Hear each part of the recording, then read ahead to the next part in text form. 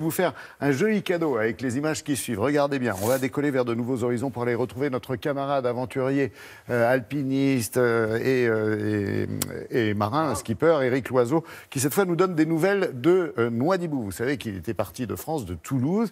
Eh bien, ils arrivent en Mauritanie accompagnés du parrain du fameux raid Latécoère aéropostale. Il s'agit de Raphaël Donjean, vous savez, celui qui a conçu d'abord le bateau solaire, Planète Solar, et puis aujourd'hui le stratosolaire, c'est-à-dire cet avion solaire qui vole à très haute altitude. Eh bien, Éric en a profité pour suivre son premier cours de pilotage. Aïe, regardez.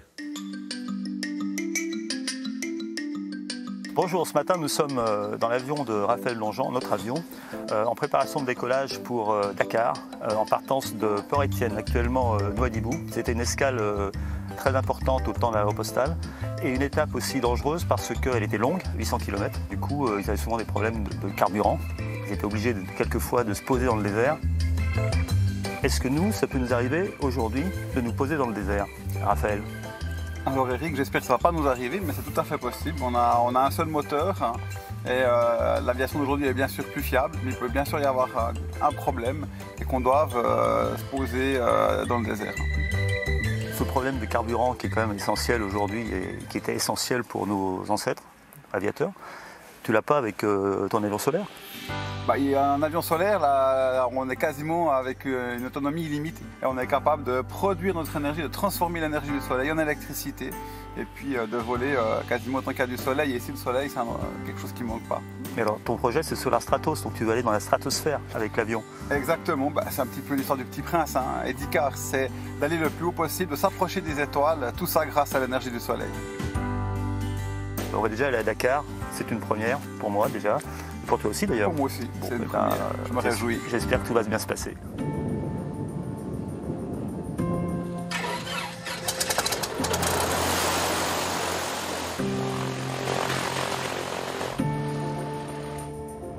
Ah, c'est Eric qui pilote.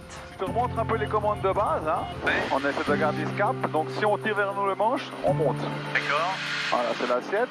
Ouais. Voilà. Si on pousse, on descend. C'est clair qu'avec le virage, on perd un peu de portance, donc il faut tirer un peu le manche à soi. Et remonter un peu le nez. Voilà, excellent. Ok, bon tu sais voler. Tu peux faire une sieste.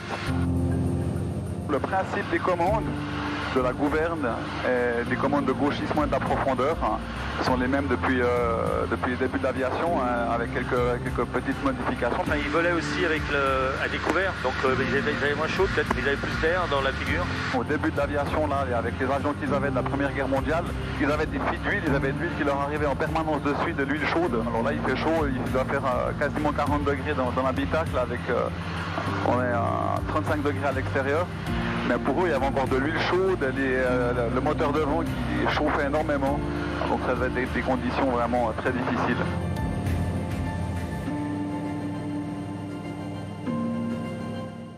Vous avez vu ces magnifiques images quand même des côtes africaines.